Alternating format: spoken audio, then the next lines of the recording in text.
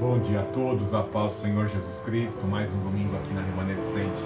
Neste momento da liturgia nós vamos refletir no Evangelho de Lucas,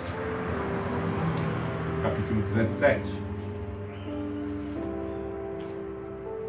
Capítulo 17, do verso 20, nós vamos ler alguns versículos. Verso 20. Lucas 17, 20. Interrogado pelos fariseus sobre quando o reino de Deus viria, Jesus lhe respondeu: o reino de Deus não vem com aparência exterior. Nem dirão, está aqui ou está ali, pois o reino de Deus está entre vós. Então disse aos discípulos: chegará o dia em que desejareis ver um dos dias do Filho do Homem e não vereis.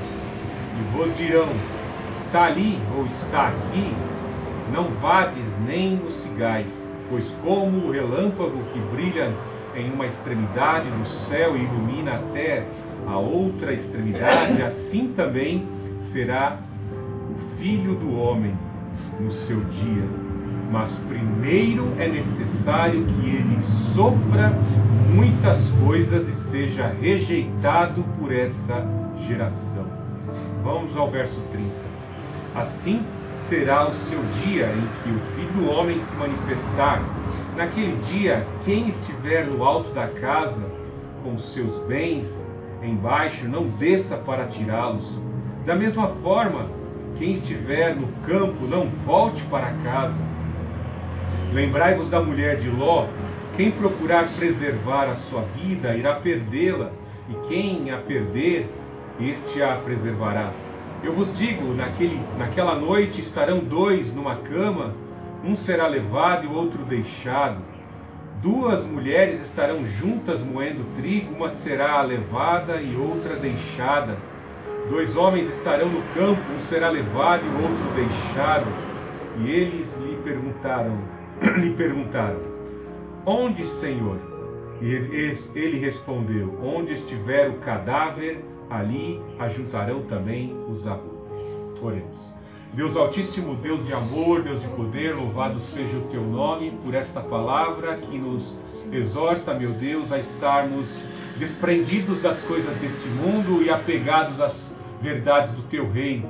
Que essa verdade possa estar purificando o nosso ser, purificando o nosso coração, que a cada dia nós estejamos, meu Deus, mais próximos em comunhão com o teu Espírito, pois os sinais indicam tua vinda e nós temos que estar preparados, Senhor.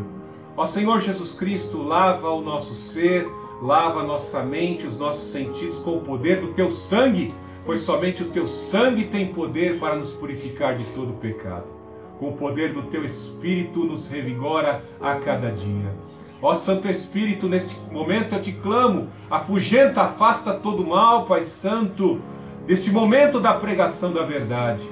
Põe por terra, Pai Santo, toda arma forjada nas trevas, afasta, Pai Santo, todas as intenções dos espíritos das trevas, e que a tua pregação, a tua palavra, meu Deus, que é luz, que é verdade e vida, possa entrar nas mentes de todos que nos assistem pela plataforma do YouTube e todos que nos assistem, que estão aqui na Remanescente Cristã Filadélfia, em nome do Senhor Jesus, que todo mal parte em retirada. Eis-me aqui, ó Santo Espírito, usa a minha vida para pregar a tua palavra, usa os meus sentidos, eu os coloco à tua inteira disposição. Glorificado seja neste momento o Deus Altíssimo, glorificado seja o Senhor Jesus, glorificado seja o Santo Espírito. Amém. É complicado o negócio da inveja, né? A inveja é algo terrível, principalmente quando alguém esteve numa posição e de repente perde aquela posição. Quão terrível é para pessoas que tiveram uma certa posição social, atingiram um alto patamar, de repente serem destituídos por desqualificação, incompetência, falha de gestão, perdem a posição e depois ficam atirando pedra naquele que assumiu o lugar e está fazendo uma boa gestão, ou está realizando uma boa liderança. atraindo as multidões para si, os novos governantes ou os novos líderes numa empresa, ou às vezes até dentro da igreja, as pessoas querem ficar perto daquele que está com a brasa fervendo, para ficarem ali, receberem também da unção, né? Do conhecimento, receberem das experiências que aquele líder ou aquela pessoa tem, querem aprender, querem aparecer na foto junto com aquele que está na liderança. Imaginem o Filho de Deus vindo para o seu povo. O maior de todos esteve entre nós. O maior de todos se identificou com os pecados do seu povo, primeiramente, Israel, em Jerusalém, mais especificamente ali na Judéia. Deus primeiramente se preocupou e veio ali estabelecer o cumprimento das profecias para salvar o povo judeu. Mas vemos que ele veio para os seus e os seus o rejeitaram. Em especial, destaque para os fariseus, que eram os mestres da época, e toda a casta religiosa, política, que ali dominava em Jerusalém. A inveja era algo terrível.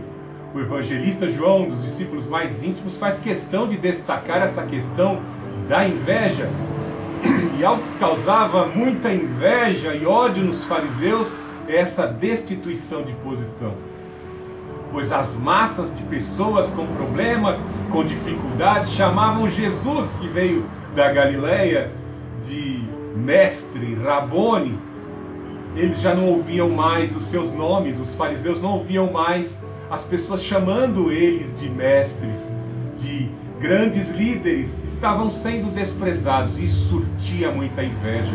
João, como eu disse, destacou essa inveja dos fariseus, e a conspiração estava sendo tramada por aqueles homens nas trevas, pois eram filhos da serpente, agentes do diabo, que conspiravam contra o Senhor Jesus Cristo.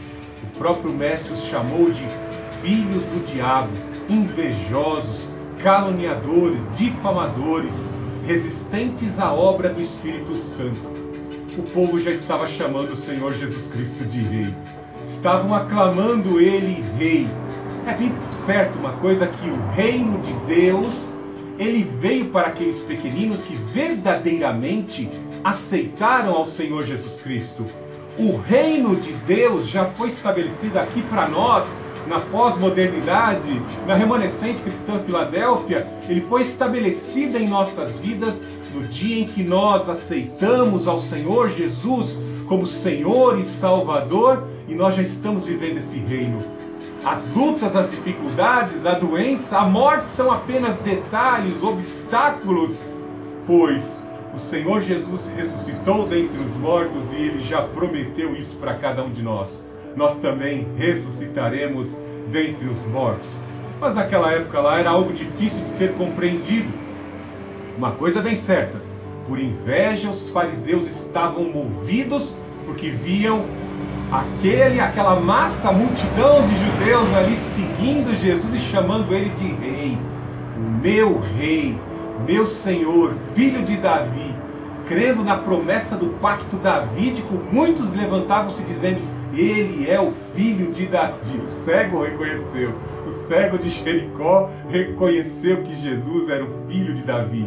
Ele era o prometido. Louvado seja. Veja como começa o capítulo 17, verso 20 em diante. Interrogado pelos fariseus sobre quando o reino de Deus viria. Quando o reino de Deus viria, Jesus lhe respondeu: o reino de Deus não vem com aparência exterior. Note que Jesus já começa a desmontar a perspectiva de reino que eles tinham, visto que eles não faziam parte do reino de Deus. Veja que o Senhor Jesus Cristo diz no verso 22, pois o reino de Deus está entre vós. Como que diz, o rei está aqui diante de você, mas não está dentro de vocês. Para alguns, o reino de Deus está dentro, em nossas consciências, já trabalhou o nosso interior, nós já temos Jesus como Rei, obedecemos a Ele como nosso Senhor e nos consideramos servos do Senhor Jesus Cristo. Mas os fariseus resistiam ao reino. Os fariseus estavam resistentes à voz do Espírito Santo. Os sinais que o Senhor Jesus Cristo, como Rei, estava cumprindo, curando leprosos, ressuscitando mortos, dando visão aos cegos, expulsando demônios, exercendo autoridade, purificou o templo. Isso eram sinais que constatavam a profecia de Isaías 61, dando liberdade aos cativos, mas eles permaneciam presos. Eles ali tentaram encontrar uma falha, e na mente deles a falha era que o Senhor Jesus não veio como um guerreiro, como Davi, montado em um cavalo branco, conduzindo as tropas celestiais de anjos para colocar a Judéia, para colocar Jerusalém como capital do mundo contra toda a dominação romana e dos impérios pagãos, colocá-los em ascensão como reino. Então eles tentaram provocar. Aqui a gente sente um tom de provocação na pergunta dos fariseus ao Senhor Jesus Cristo: quando virá o reino? Qual é a aparência do reino? Olhando para você, Jesus, com roupas tão simples, não parece ser um rei. Você é rei mesmo, né? A forma como eles falam dá-se a entender esse desprezo, esse desdém com o qual eles tratavam ao Senhor Jesus Cristo. Veja no verso 22, então disse aos discípulos: chegarão dias em que desejareis ver um dos dias do Filho do Homem e não o vereis. A oportunidade muitas vezes é concedida a muitas pessoas, mas às vezes as pessoas, na luta por manterem-se em suas posições, como os fariseus faziam, a luta para se manter num cargo dentro de uma empresa, a luta pelas vicissitudes da vida, a luta pela sobrevivência, faz a pessoa não se aperceber das oportunidades que estão sendo concedidas. Uma manhã linda como essa, 25 de julho de 2021, uma bela manhã de sol, o sol está radiante nas árvores aqui, que estão nas margens do córrego dos Machados. O ar está puro, gostoso, uma manhã lindíssima, e muitos perdem a oportunidade de, numa manhã como essa, irem à casa do Senhor, louvar ao Senhor. Imaginem o privilégio que aqueles daquela geração aos quais Jesus falava tiveram ali o contato de ver um leproso sendo curado. Tiveram o privilégio de ver mortos sendo ressuscitados, cegos poderem enxergar, mudos e surdos podendo ouvir e falar. Tiveram dias maravilhosos que a medicina até os dias de hoje, nem pelo transhumanismo ainda conseguiu a cura para muitas doenças. Até o transhumanismo está sendo usado. Tecnologias são introduzidas dentro dos corpos humanos para tentar sanar algumas doenças, e até a busca pelo elixir da longa vida prometido por algumas religiões estão sendo buscados. Eles tiveram o privilégio de estar com aquele que fez a ferida e a ligará, o Criador, o Todo-Poderoso, aquele que veio estender a mão, como eu disse, do céu. O Senhor Jesus veio resgatá-la. Ele se aproximou, se identificou com o seu povo, cumpriu as profecias porque Ele é Deus. É o mesmo que entregou a profecia e é o mesmo que tem poder para cumpri-la. Ele tem todo o poder. Veja que o Senhor Jesus Cristo profetizou: vocês vão desejar dias como esse. Note que Ele está dirigindo esse aos fariseus. Coisa terrível, porque o destino dos fariseus, daqueles que blasfemam contra o Espírito Santo, contra aqueles que resistem à obra do Espírito Santo, já está selada. Eu sei que aquele criminoso arrependido já está lá no paraíso, o Senhor Jesus Cristo disse isso. Mas para os fariseus eu já tenho certeza e convicção que eles já estão nos quintos dos infernos. O próprio Senhor Jesus Cristo disse: vocês não entram no reino dos céus e não deixam ninguém entrar. Ou seja, eles já estão condenados. Vocês receberão condenação maior do que os habitantes de Sodoma e Gomorra, porque conhecem a lei, estão diante do autor da lei, mas resistem à obra do Espírito Santo. E para o lugar onde vocês vão, esses blasfemadores que resistem à obra do Espírito Santo, é um local de remorso eterno, onde as lembranças e as oportunidades perdidas vão incomodá-lo por toda a eternidade. Quão terrível é essa situação, vocês vão desejar. Veja no verso 23, e vos dirão, está ali ou está aqui, não vades nem os sigais. Note que o reino de Deus traz algumas características importantes. Como eu disse, Jesus é o mais invejado das nações. Olhe para todos os ditadores que estão sobre a face da terra. Tem um tal lá no Oriente, não posso nem falar o nome do país, que é a maior ditadura do mundo, com mais de 1 bilhão e 350 milhões de habitantes. Ele faz questão de ter controle sobre a igreja, e ele põe a imagem dele dentro do templo, para que ele, associado a Jesus Cristo, também seja adorado. Eles têm até nos táxis lá na cidade, cânticos de adoração ao xixipique. Olha só que coisa interessante, né? Então, o alvo dos ditadores é ser adorado, ele é invejado. E olhe, no processo histórico, ao longo da história, quantos se parecem com Jesus Cristo? Veja no entretenimento, muitos dos personagens em quadrinhos, dos heróis que as crianças ficam pedindo, mamãe, compra o bonequinho, compra a camiseta do personagem, compra. Quantos não querem se vestir igual ao herói, personagem? Eles querem se parecer com Jesus Cristo. Assim como Lúcifer foi destituído da sua posição, pois queria a adoração que é devida ao Filho de Deus, único que deve ser adorado. Como assim está explícito lá no capítulo 1 do texto de Hebreus lá? A ele adorem, o Filho de Deus deve ser adorado. Veja, e vos dirão, está ali ou está aqui, está cheio de Messias bombando aí, pipocando em todos os lugares, tentando passar por imagem de Jesus, mas não são Jesus.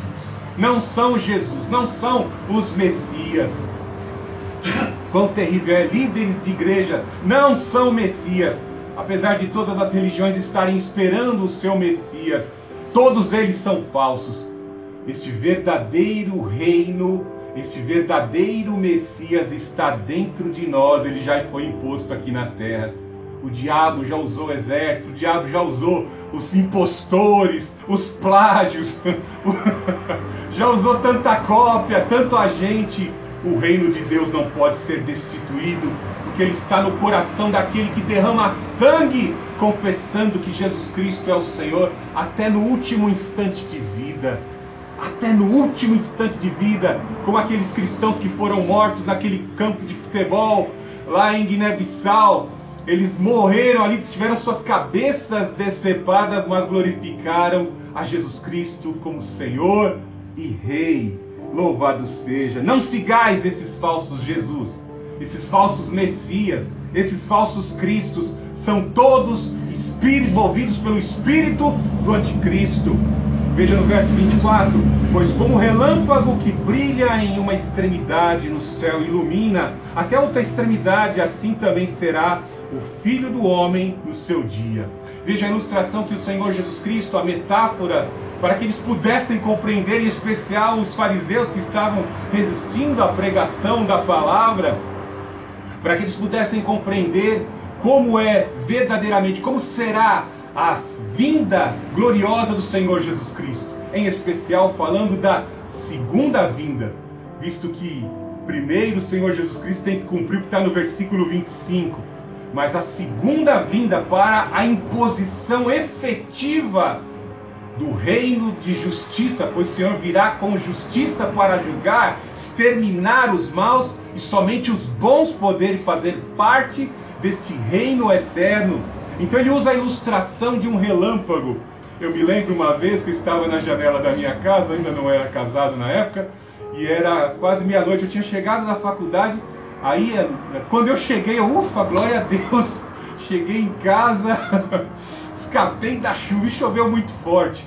Aí eu abri a parte de alumínio da janela e olhei, né, o céu estava coberto de nuvens, mas veio um relâmpago muito forte, e aquele relâmpago forte trouxe iluminação ao céu, ultrapassando as nuvens, iluminando o horizonte com o clarinho, com o esplendor daquele brilho daquele trovão. E é algo rápido, questão de milésimos de segundos, aquele trovão desce e depois, posteriormente, ocorre o ruído de que ele já aconteceu. O trovão desce com seu esplendor e brilho e depois ocorre o barulho. As pessoas se assustam com o barulho e clamam a Deus: Senhor! Quando ocorre o barulho e a pessoa diz: Senhor, já é tarde demais, o relâmpago já desceu. Bem assim, na vinda gloriosa do Senhor Jesus Cristo, Ele virá e cumprirá algumas das promessas feitas aos cristãos. Mas também, quando houver o barulho, o ruído, já é o juízo sendo efetuado sobre essa terra. O caos e a catástrofe. Eu não vou entrar em todas as profecias do Apocalipse.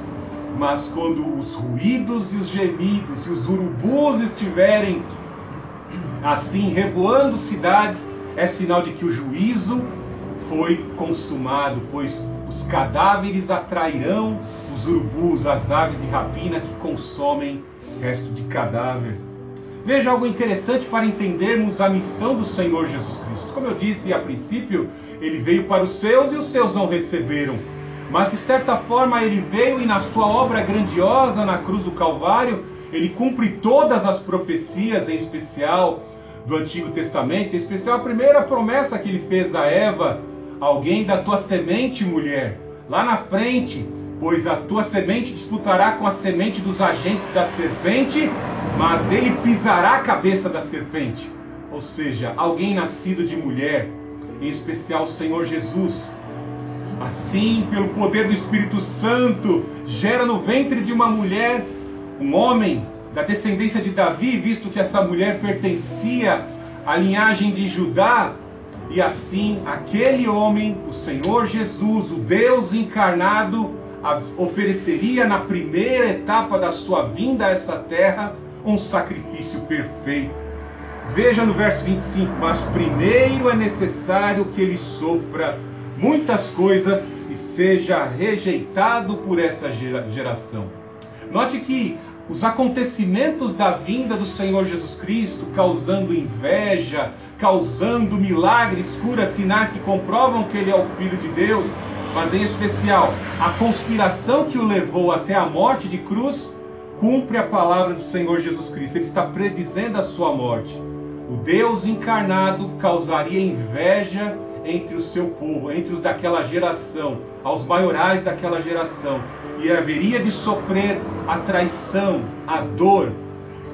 E na cruz do Calvário ali, toda essa dor, todas as calúnias, as doenças, as enfermidades, todas as agruras e sofrimentos que o Senhor Jesus Cristo passou nesta primeira vinda a essa terra, cumpriria a profecia de Isaías 53.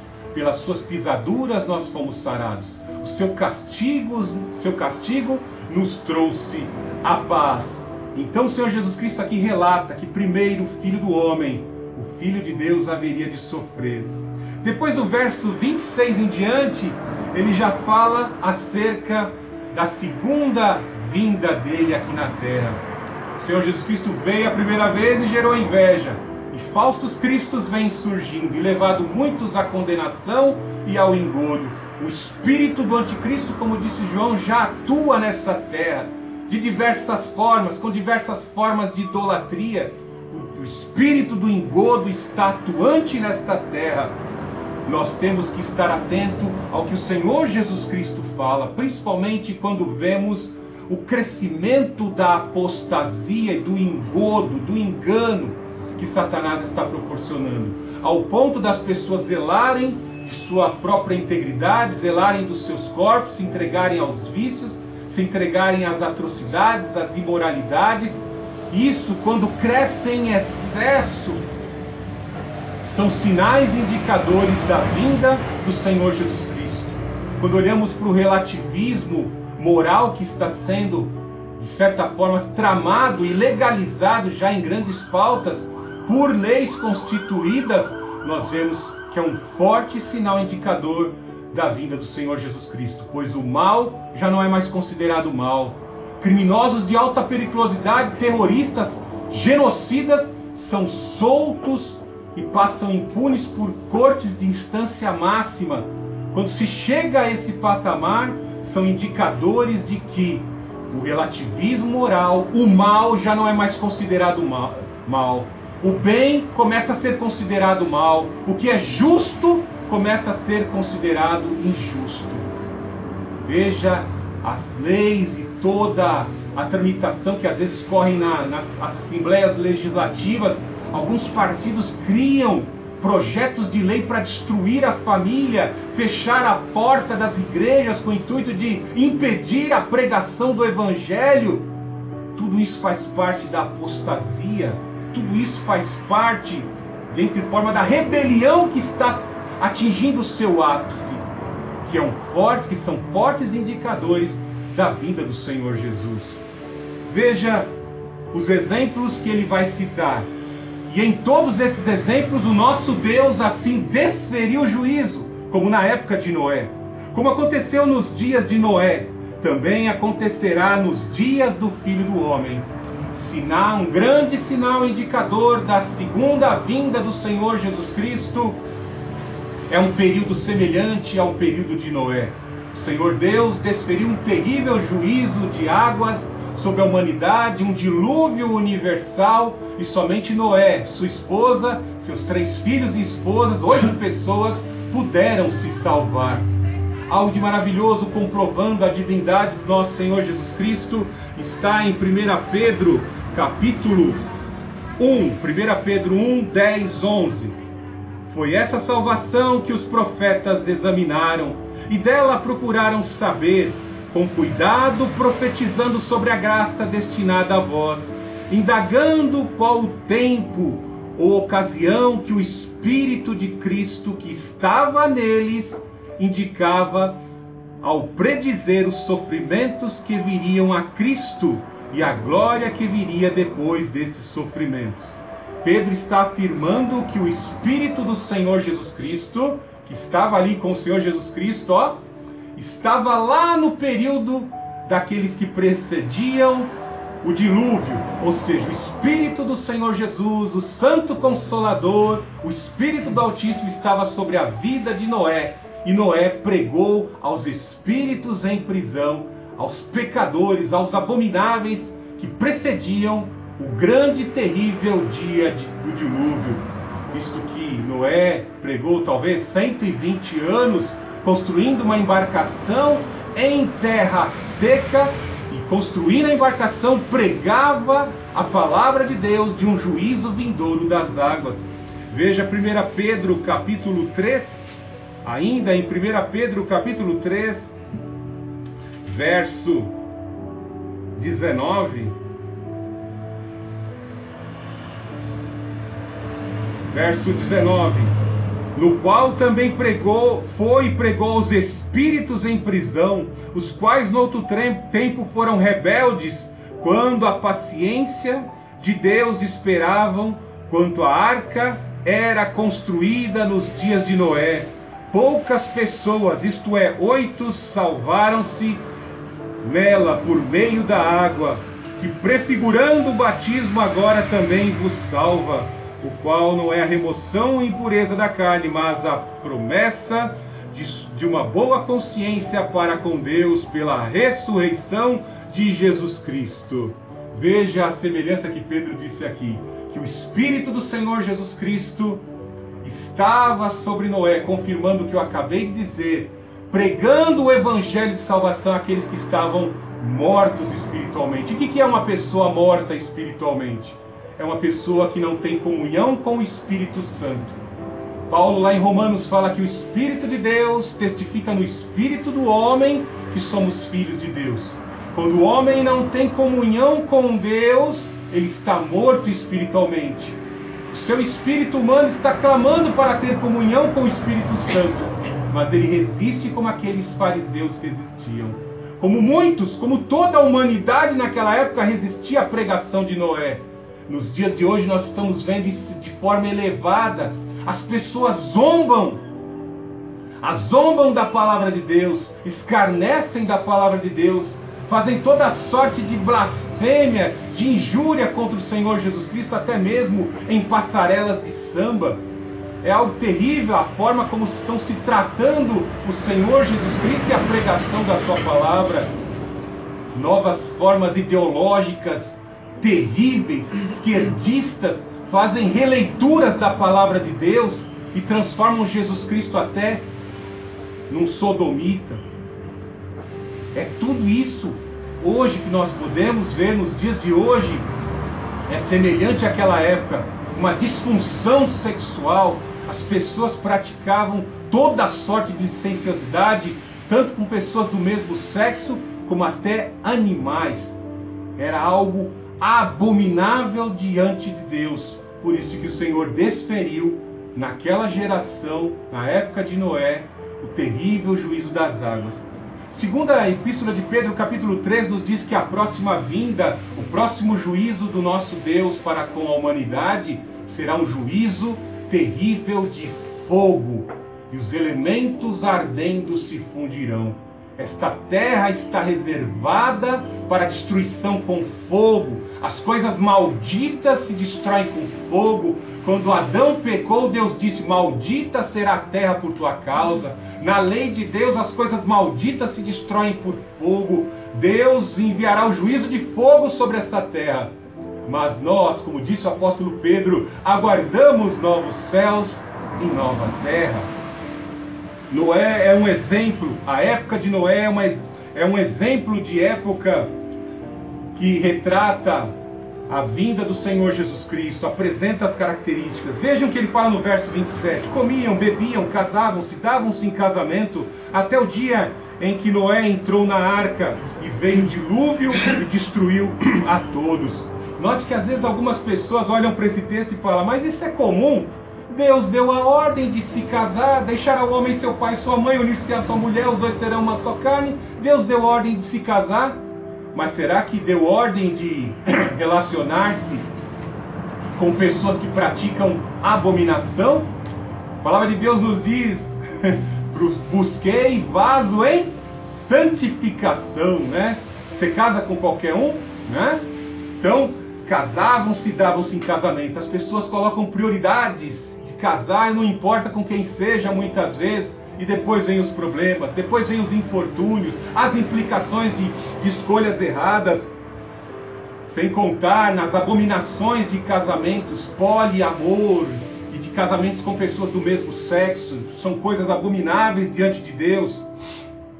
Aí ele fala assim: até o dia em que a família, o protótipo, a matriz daquilo que Deus estabelece sobre a terra, a família de Noé entrou na arca. Tanto Noé como a arca são tipos do Senhor Jesus Cristo. Noé, como um pregoeiro da justiça, munido do Espírito Santo, é um tipo humano do Senhor Jesus. Vemos que a arca também é um objeto que representa um tipo não humano do Senhor Jesus Cristo. Tipos são pessoas, objetos e cerimônias que representam e antecedem adventos futuros. A arca, quem entrou na arca